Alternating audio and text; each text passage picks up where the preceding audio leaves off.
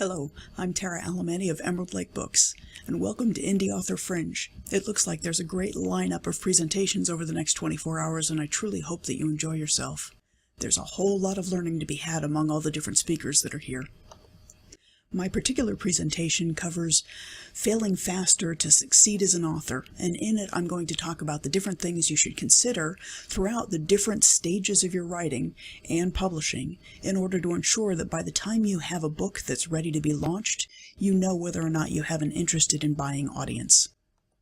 There is no magic bullet when it comes to marketing your book, but there are a lot of steps that you can take in advance to know whether or not your book stands a likelihood of success.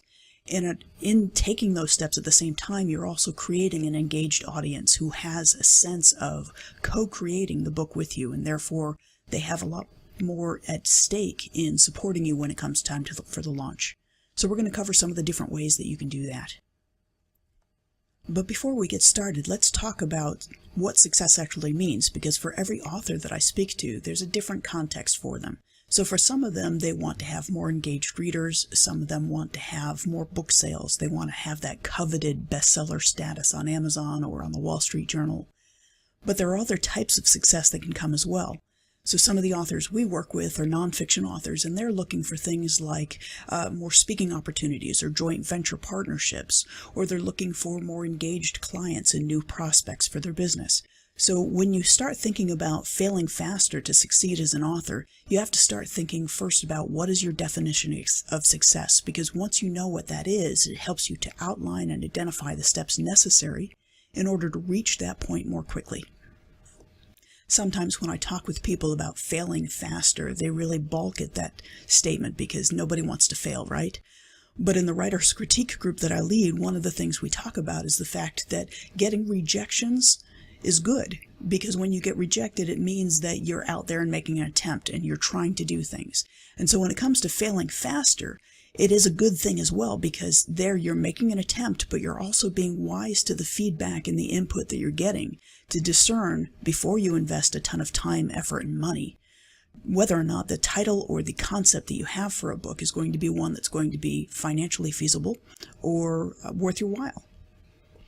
And whether you like it or not, there are opportunities to fail throughout the entire writing process. So it can start as early as your initial idea, where you can be starting to do some initial competitive research and figuring out whether the idea even makes sense to write about, or if there's too much competition, or not enough interest in terms of people wanting to buy that particular title. Or you can fail during the writing process itself by participating in a writer's critique group that will give you feedback as to what you're writing and whether or not it resonates with them. You can also fail after you've written the book, but before you've launched it, by finding beta readers who can give you feedback and once again give you an idea as to whether or not this is a title that's worthwhile pursuing further.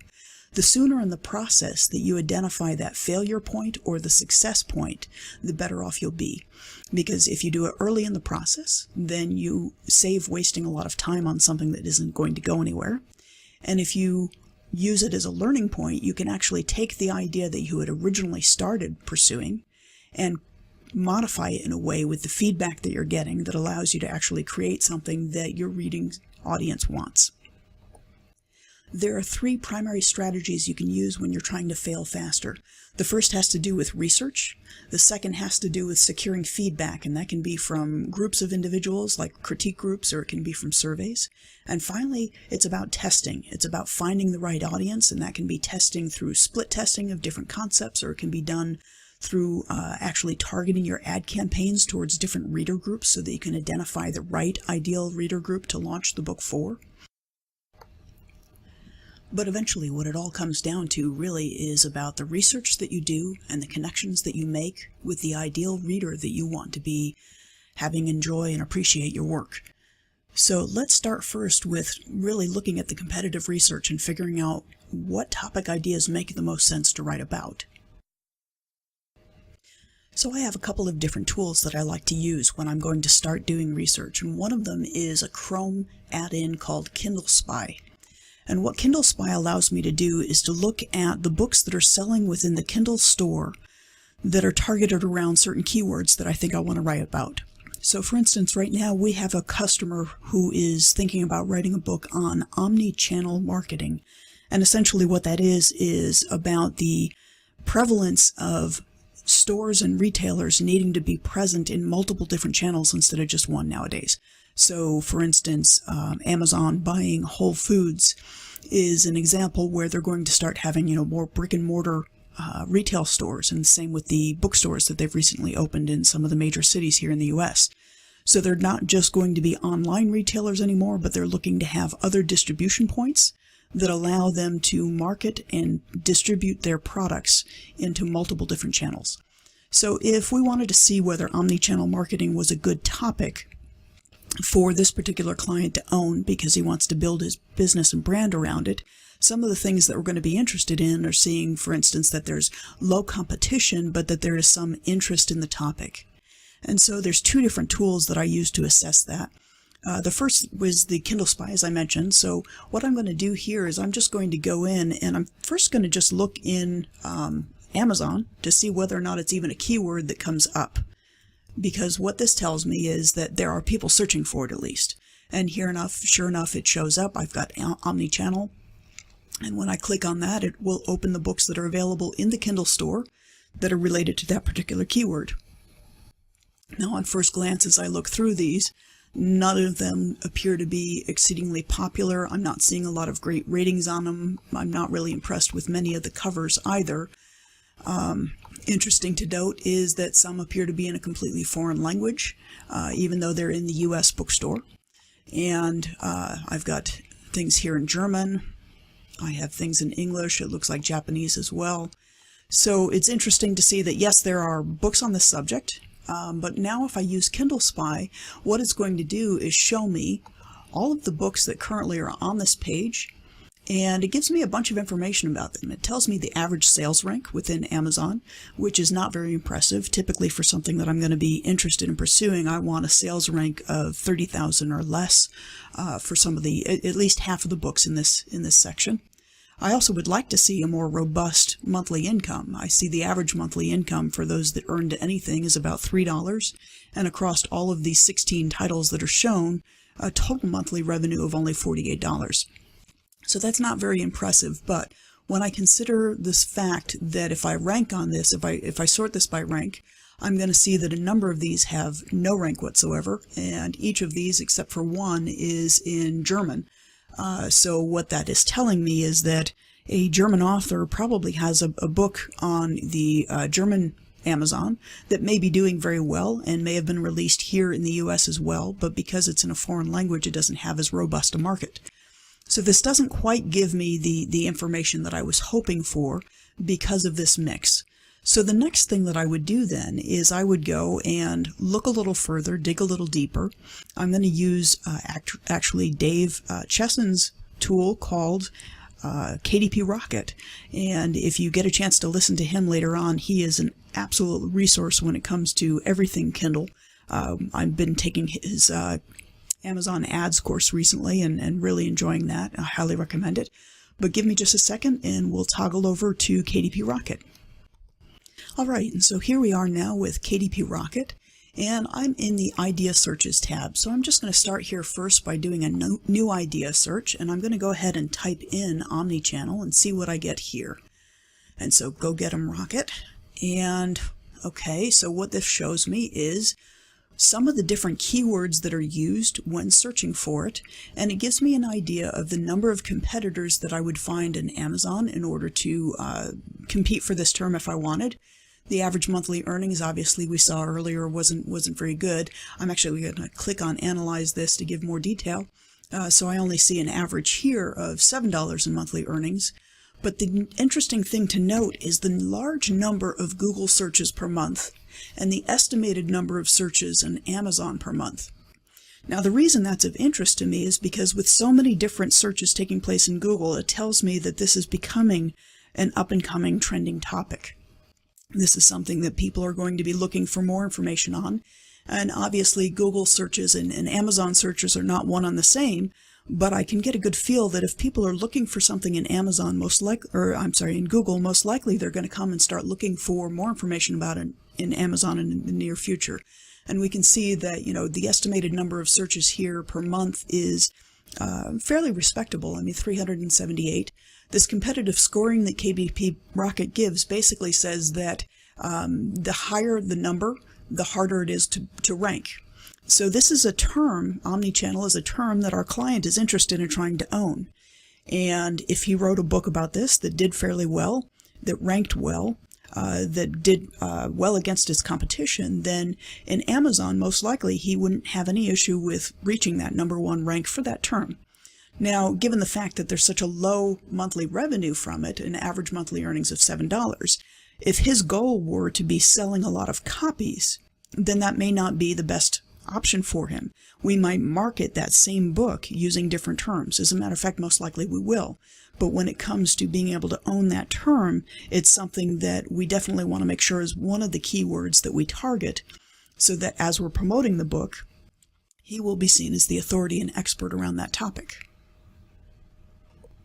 Now, the nice thing that KDP Rocket allows me to do as well is I can go and see and dig more deeply into what competition there is around certain things, so that I can get a list of the books that are doing well in that particular topic area, so that I can learn more about them, dig deeper into, say, the table of contents and what's being covered, perhaps develop my own opinion as to what's being left out, to make sure that when we develop our draft outline for the book, we're covering those things, not just the basics that's being hit by everybody, but the things that are unique from my client's viewpoint and my client's standpoint in terms of his expertise within the industry.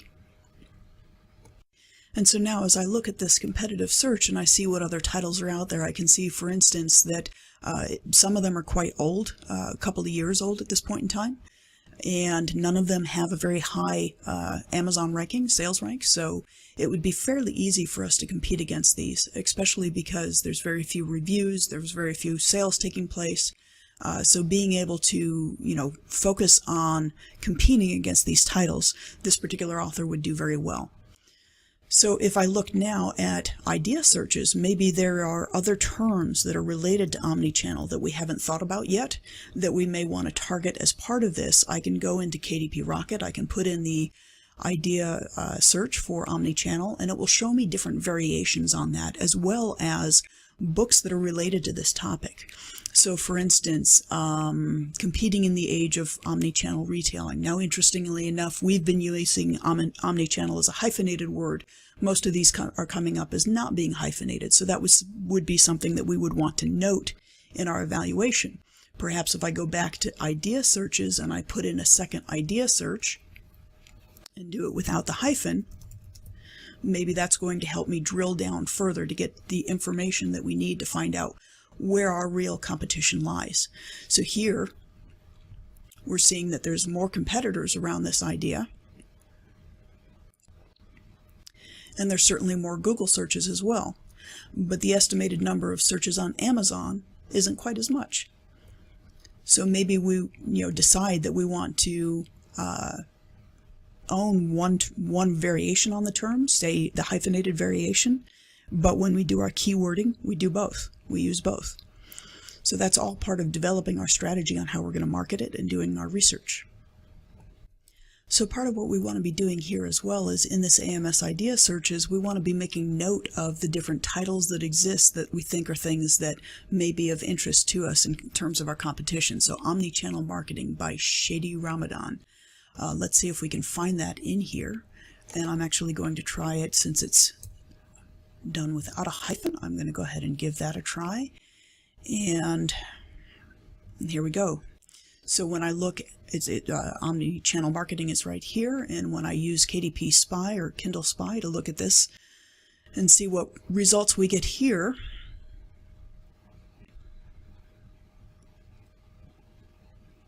it's going to show me that there's a bit more competition because this time we had 20 results instead of the 16 that we had previously. Our sales ranks are still not very competitive, not really what we would like to see, but better than previously. You'll see that there's not a lot of competition according to KDP Spy, meaning that we'll be able to compete here well, but the popularity and the potential isn't there automatically. So what we would need to do is actually generate that. And part of the way we can do that is through the activities that we take in terms of engaging our readership early in the process. And so that's where surveys and feedback and things like that come into play. We'll see a slightly higher monthly revenue here. Once again, not ideal. It's not a wild market to get into, but it's helping us formulate what we want to do next. And because this particular author is looking to own a category, actually this is very good news for us because he'll be able to own this very easily. So the next step in the process for us, because our clients decided that yes, this is what he wants to pursue, is to kind of start looking at some of these best-selling topics that are in this category and just getting a sense for how to flesh out the outline we already have for our book. And so one of the ways that we can do that is I pay attention to two things. We pay attention to the reviews of the book and we pay attention to the table of contents. So in looking at these reviews, the nice thing here is I see a very a large disparity among the reviews. So good but very general info. Okay, so this particular book is only for beginners, and the writer repeats a lot of the same idea, but in general was a fluid lecture.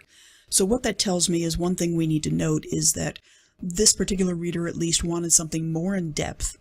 And so the deeper that we can go into what omnichannel marketing is and how to leverage it perhaps to grow a business, the more appealing it would be to at least this particular reviewer. And so when we look here, we just have great for marketing lovers. All right, so that really doesn't give us too much information to go on. It could very well even be somebody that knows the author. But now if I use the look inside feature, what this is going to help me do is just get a feel for what topics were covered. I mean, if the one reviewer felt that it was very basic information, we want to know what that individual at least considered to be basic information. So let's look at the table of contents. It's going to cover things like a change in consumer behavior, why omnichannel marketing, the evolution of it, marketing case studies, stepping into omnichannel, transformation strategy, start implementing omnichannel marketing, and more case studies. So if we're working on our outline for the book, these definitely do sound like fairly basic things. It's a good outline for a book. But one of the things we would want to make sure that we're doing is how do we infuse our own flavor into the book so that for my client, when he's building his business with this, that there are things that point specifically to the innovation and uniqueness with which he pursues omnichannel marketing for his clients and his customers. And so we have to come up with what are some of the ideas. You know, one of the things that I see missing in here is kind of the whole development of a middle phase when it comes to omnichannel marketing. There's a whole niche of businesses that are growing because they are filling the gap between what a traditional retailer can do and what they want to do as part of omnichannel marketing. So maybe there's a whole section in here on, bridging the gap between your traditional retail marketing and distribution channels and the future forward ones. One of the things I want to emphasize here is that while we are looking at the table of contents and the reviews of books that are selling well, we're doing this to get a feel for what readers are appreciating and what they want and what they're looking for in these books. We never really dig any deeper into the book than this because one of the things that we don't want to run into is we don't want to run into issues of plagiarism. We're not looking to copy somebody else's work. We're just looking to fill in the gaps that may exist in our own outline for the book that we're planning on writing. And so this is just more to jog ideas and thoughts and understand consumer needs and behaviors more than anything else. Among the other information that we note when we're using Kindle Spy is we look for things like commonalities among the covers. We look for what categories are being used and keywords within the descriptions. We also check out things like the trim size that's being used. We make note of these things at this point in time so that ultimately when we produce the book, we want to have a book that both stands out and fits in within the category. So ideally we want it to look like it belongs with all of the books it's on a shelf with, but we want it to have some eye-popping characteristic that also makes it stand out so that readers are more likely to pull it off the shelf and take a peek at it. So with all this information, then it is time to start writing. So we fill out our outline, we start writing our chapters, we do all of the things that we need to create the book. Now, one of the things that I personally like to do is I participate in a writer's critique group. So with that particular group, each time we meet, I can bring 1,500 words of a book that's in progress and run it through a group of people who will give me their honest feedback. One of the things I like about this particular process is they use something called the sandwich method, where they all start out with something nice, and then they rip it to pieces, and then they finish off with something nice. So I don't walk out feeling too awfully bad. But, it is always good to get other people's feedback, especially other authors. It's not that they necessarily have to know the topic that you're reading or that you're writing about, but simply that they give you a feel for whether or not they understand what you were writing about, and whether it's clear and concise enough. So reader feedback is always important. Later on, once you have more of the book written and you feel more secure in it being closer to its final format, that's when you're going to start seeking beta readers. And oftentimes, people will skip this particular step in the process, but beta readers can do wonderful things for you. So I typically won't send a book out to a beta reader until after the book's already been edited, but I can tell you that no matter how many times you edit, whether you self-edit or hire editors, whether you've done 3 edits or 17, whether you've done it online or you've gotten a printed proof and you've edited it, there is always something more to be found. So beta readers are somebody that I typically reach out to after I've been through all of the editing that I'm going to do. And when I think the book is fairly close to its final format, perhaps I'm working on things like putting together some of the design in it or adding more testimonials or things like that, but I think the content's fairly secure, I'll ask beta readers to start reading it and provide feedback, and oftentimes they'll come back with a typo or a misspelling. We certainly do our best to catch everything before we send it out to anybody, but I do recommend as often as possible sending your book out to at least 20, if not 40 beta readers, just so that you get that amount of feedback, so that when you do put something out there, it is your best work. Now, I know a lot of people will say, failing faster to succeed as an author, you really should just get something out there and, let the chips fall as they may. But for us, the authors we're working with more often than not are using their book to grow a business. And so the impression that readers have is a first impression that needs to be a good one. So we always do our best to make sure that that first impression is one that is a solid, positive, lasting impression of the author and his work. Now here's where some of the fun could come in too, because sometimes when an author starts working on a book, they have a certain title that just resonates with them, and this is what it should be called, and so the entire time they're going through that writing process, they're assuming that this is going to be the name of the book when it's published. But sometimes it's not exactly what the reader is going to be anticipating or looking for. So for instance, we had one particular author come to us with a work in progress that he wanted us to publish, and the working title for it was called My Broken Coconut. Now, for anybody who knew the author, this was just kind of one of the ways that he spoke, and it was his sense of humor, and it made sense. And the book was really about a migraine that he had had that lasted for 2.5 years, and about his journey to healing. And My Broken Coconut certainly made a lot of sense to him, and for anybody who knew him, it was fine. But from a marketing standpoint, and from an SEO standpoint, and from choosing a category, it was something that would have been very confusing to a reader who didn't know him. So we had to encourage him to kind of look beyond the readers who were part of his network and consider the readers who had no clue who he was. And so what we did is we created a SurveyMonkey survey, and we brainstormed a few different ideas for both a title and a subtitle, and mixed and matched how those subtitles and titles could go together. Part of it was done purely from SEO standpoint, where we felt a specific title would be great for keywords for triggering Amazon's algorithms, and some of it was intended to really maintain his sense of humor. And ultimately, we sent that out to readers, and they were readers that we had to find because he was a first-time author. He was growing a business that was in a totally different arena than what he had been in previously, so he didn't have an email list so much to send it out to. He had some friends and family to share it with, and he did share it with them. But once we started talking to people who, we gave them a description of what the book was about, as well as these different title and subtitle options, it became clear that had we gone with My Broken Coconut, nobody would have purchased the book. It was only when we started getting into some of the survey results that we were able to come up with a title that was catchy, that was called What Doesn't Kill You, and the headache, that the subtitle was The Headache from Hell and My Relentless Search for Healing. And so we hit keywords in there at the same time as we did something a little bit psychological in the title. If you think about it, if somebody says, "What doesn't kill you?" it's very common for us to fill in that blank. What doesn't kill you makes you stronger, right? Well, that was the whole point of the motivational message that this author wanted to be giving as he built his speaking career, was about how these difficulties in our lives, if they don't kill you, they make you stronger.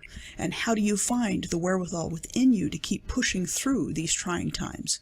So we ended up choosing something for a title that encapsulated not just what the book was about, but what his overall message and brand was about as well. And we could only do that by sharing the contents and asking for his prospective audience, who he hadn't even met yet, to help him come up with that title. And so in doing that, the nice thing was that the readers felt this co-ownership, this co-creation process. And so we're much more likely and engaged in the process when it came to us sending out suggestions for feedback on covers. And so we had some different cover comps put together and sent those out and asked the same set of people for their thoughts as to which one to go with. And ultimately, they became buyers of the book as well. So remember earlier I talked about making note of the different covers in the category that you were going to be in. So this represents a project we were doing with another client of ours who was writing a book called A Guide for Recruiting Your Next CEO. And while we were working on what particular cover design made sense for him, one of the things we did was we pulled together just this contact sheet of covers that would show what it would look like if his book was positioned on Amazon with all of the others. And so we wanted to make sure that we had some of the similar characteristics in terms of, these banners and text-oriented and a little bit of blockiness to it. You'll see most of them at some point in time have a block someplace. And so those were some of the things that we were looking for in terms of making this book stand out. And so we came up with the title and then with a cover design, or basic cover comp it's called. And then we wanted to fool around with some of the colors for it. So we came up with another color comp based on what the author was looking for. And so we pulled in some of the more commonly used colors and styles that were in some of the books here in this contact sheet. So oftentimes what we're doing is we're using the other covers as kind of what are the common characteristics. And once we define those, we create our own cover. And then we look to see how that cover is going to fit in with the others. Ultimately, we went with a slightly different variation on this particular cover design. And, the book is launching here in October. And, we feel that it's going to do very well in positioning and against the other titles that it's positioned against, but also in standing out against them. Now, sometimes what we do is if we have multiple different cover comp designs and we really haven't been able to settle on which one we think is going to be best, we may use this as yet another opportunity to survey our potential readers. We've done this with a couple of different books in the past, and there's a great tool, a website called Help Me Choose a Cover. And so if you go to helpmechooseacover.com, the thing that I like about this is that it allows you to share within social media a variety of different cover comps, but instead of somebody, say, commenting on your Facebook post saying they like A, B, C, or D, and then you having to sort through all of them manually to figure out which one makes sense, what you can do is you can come to Help Me Choose a Cover. You can upload the different cover designs that are potential for your particular work. And then you can use this in order to say, okay, which one do people like? So for instance, here we've got another German title on success. And if somebody were to go here, now they can kind of just give very quickly a vote by clicking on their option for the cover design they like the most. So once this finishes loading, I can go here and I can see, all right, do I like A, B, C, or D? And so personally, I like B the most, or A the most, sorry, and so I would click on that. And once I've done that, I can vote. And if I'm curious, I can also, when I vote, it will show me all the results. And thankfully, I get to see that, I'm in the majority, which is always nice. I didn't test this out ahead of time. But, it's nice to know that my taste is similar to others who are looking at this title. Now, what this does is it helps the author have just a very clear-cut, quick impression of which cover design does the most. One of the things it doesn't do that I'm hoping that it will do in the future is actually allow you to provide feedback as to why you like this particular option the most. Right now, it's simply choose, multiple choice, choose which one you think is best. But either way, even just as this currently is, it helps you get a feedback from people who would potentially be buying this book as to, which cover design makes the most sense.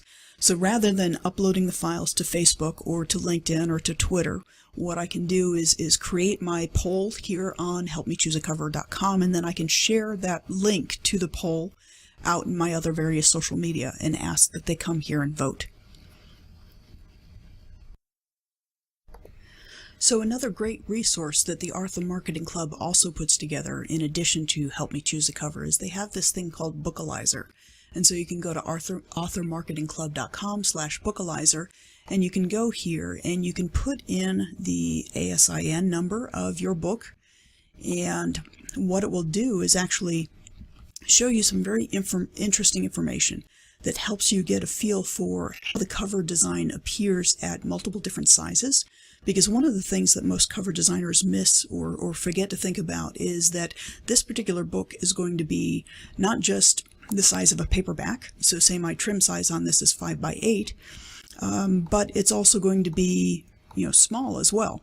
And so it's going to come down to a thumbnail size. So one of the things you want to see is when you're looking at your cover graphics, this is what it will look like in the search results page. This is what it's going to look like here. But when you get down to frequently bought section, it's going to get smaller and smaller. So does the cover still stand out? Can the reader still tell what it's about?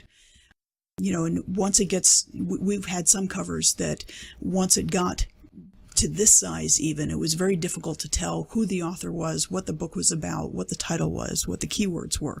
And so you want to make sure that you're doing all of this testing in advance before you release the book, so that you know that ultimately the cover that you're putting out there isn't going to look like a blob on the different sites when it's coming up in search terms. Because if it looks like a blob and people can't tell what it is, they're not going to click on it.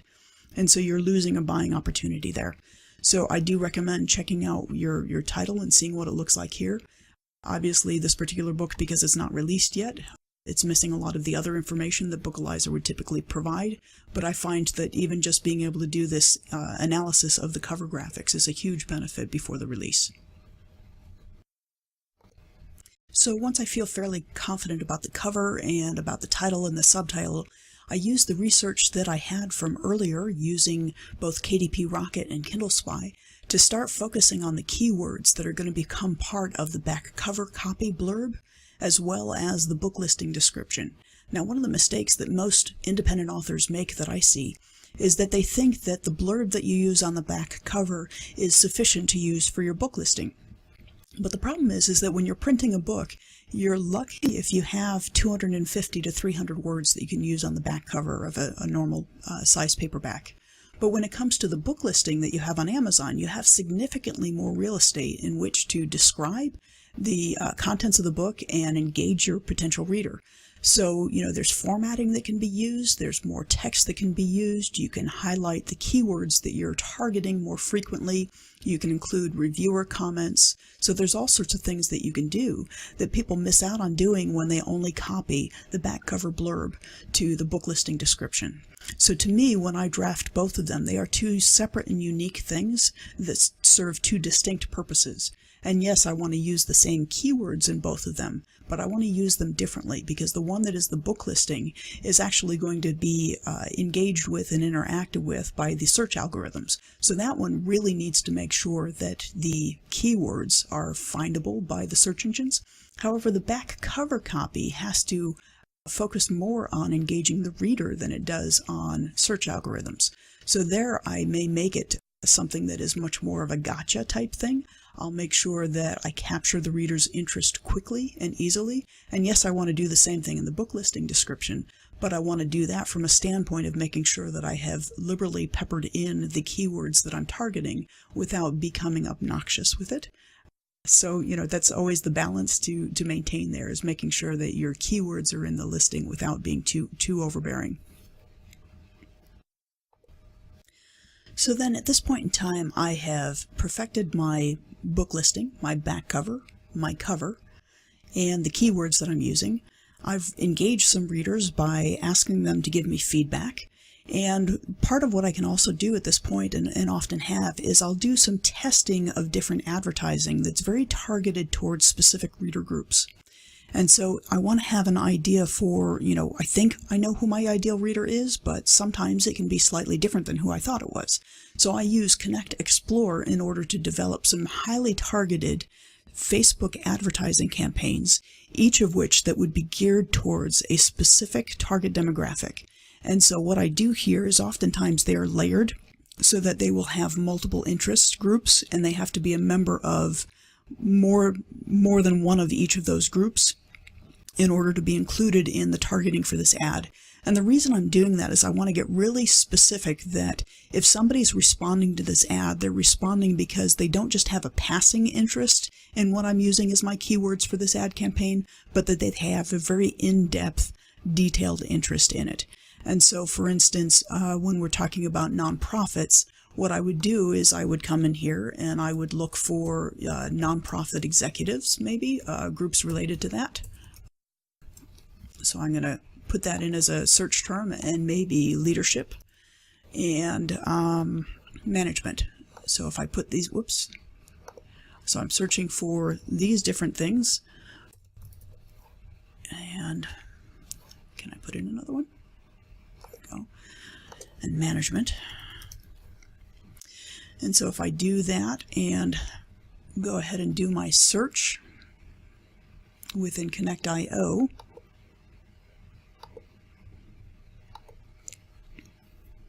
it's going to come back and it's going to show me a bunch of different groups that are related to this. Now what a Connect.io allows me to do is actually take all of the different search results that I select and put them together into targeted groups.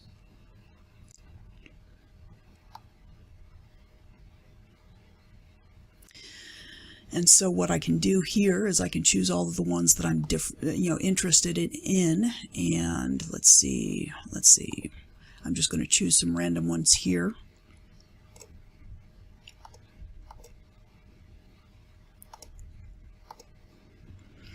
And say I have these 6 different ones, and if I wanted to run an ad campaign against this particular set of groups, what I can also do is I can come down and say choose some other groups that are similar to this, so show the selected, and go ahead and show suggestions. And so it's going to come up with another set of groups, 45 more suggestions on top of the ones I originally had, and so I can keep adding to the group of things that I have so far. Okay, now I've decided that I have enough. And so what I'm going to do is I'm going to save this ad set.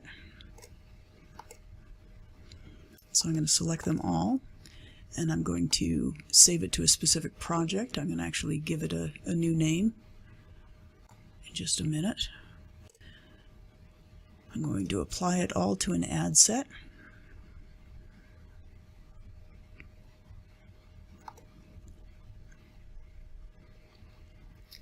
And so once I have this in place, what I can do is take the results and say I'm going to run this against a specific ad campaign. And it's going to ask me for an ad set. And I have to select a location, so I'm here in the United States. And I can either copy those interests manually, or what I can do is I can say I'm going to divide these among multiple layers. So actually I'm going to click this twice in order to create 2 additional layers, and currently you'll see those are empty. But then I can do divide, and I can set this so that it is dividing randomly across those groups. So now the different selections that I've taken are divided among these different ad groups. And what I can do when I apply this to my ad campaign, what Facebook is going to say is when it looks at people to potentially show my ad to, they must like one of these, and one of these. And so in doing so, what that means is they haven't just expressed a passing interest by being interested in one of these particular pages, but they have a very strong or enthusiastic interest in that topic because they are members of each of these pages, or have followed each of these pages. So it allows me to become very hyper-targeted with my advertising for Facebook. And what I want to do is I want to make sure that each ad campaign that I run is hyper-targeted to one specific ideal reader group. So I'm going to have an avatar that says specifically, this is somebody who is, say, self-employed, who is an entrepreneur that's been in business for 5 to 7 years. They have at least a 6-figure business, and so in all of these different things, they have an expressed interest in A, B, and C. And so I'm going to target my messaging specifically to them. And in doing so, and then running a second ad campaign targeted to a completely different individual, it'll allow me to start seeing through the click-through rates who is actually expressing interest in the book that I have to offer. And so in doing that, then, if I want to go and take that information, I can create very targeted ad campaigns within AMS, within Amazon itself. And I do that using Dave Chesson's AMS marketing course that he teaches you how to use KDP Rocket for. But when you do that, you can create a list of 400 different keywords that you want to target that are all hyper-specific to the target audience that you want to reach, so that you are actually testing who your reader is and their responsiveness to the title as you're marketing it, so that you can minimize and reduce the ad spend that you're doing. Currently on a campaign that we're working on, we're spending about 5 cents a click in marketing the book to sell a 99-cent ebook. So if I'm spending 5 cents to sell a 99-cent ebook, Amazon's giving me 35 cents of that, so I'm seeing 24 cents on each copy. It's not fantastic, but it's not bad either. So being able to know who my ideal reader is before I spend a lot of money marketing to them allows me to reduce my cost per click significantly. So the tools that I shared in this presentation are just some of the different ways that you can use in order to fail faster to succeed as an author. But really what it comes down to is you want to find those ways that are going to enable you to shortcut the process, to either come to a decision that yes, you have an eager and buying audience for this topic, or you don't. And that can be from everything from polling your mailing list to, as I said, doing competitive research, to finding beta readers, to having a critique group. And obviously then testing out any theory that you have through surveys and getting feedback, as well as doing split testing through advertising. So these are all just different options you can use, and I'm sure there are others that you can come up with that will be suitable for you as well. But these are things that we found work for both fiction authors as well as nonfiction authors. And so hopefully you've gotten some idea of something that you can apply to your own research so that you can fail faster to succeed in your career as an author. And we look forward to keeping in touch with you. Feel free to reach out to us at emeraldlakebooks.com if you have any questions, or to follow up with me personally, you can contact me at tara@emeraldlakebooks.com, and I'd be happy to answer any questions that I can. From here, I just wish you the best of the rest of the day for this presentation. There's a ton of great authors coming next, so stay tuned for Indie Author Fringe and enjoy the rest of the conference.